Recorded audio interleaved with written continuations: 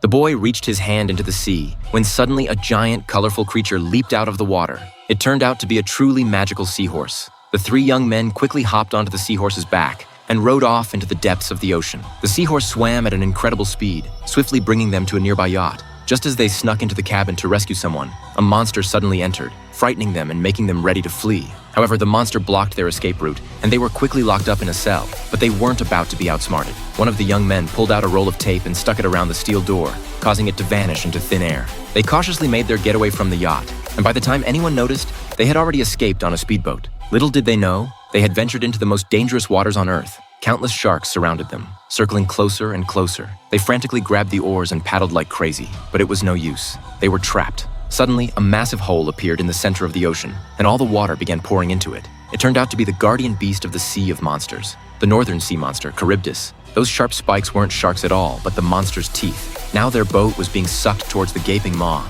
They clung desperately to the sides, but it was futile. They were pulled into the monster's esophagus. After a violent bout of turbulence, they found themselves safely inside the beast's belly.